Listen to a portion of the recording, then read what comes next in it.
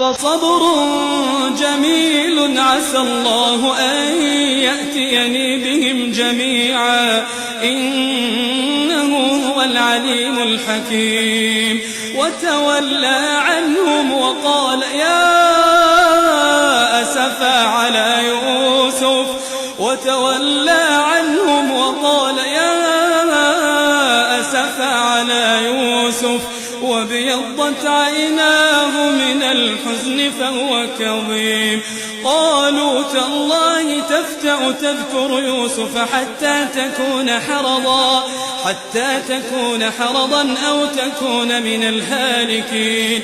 قال إنما أشكو بثي وحزني إلى الله وأعلم من الله ما لا تعلمون.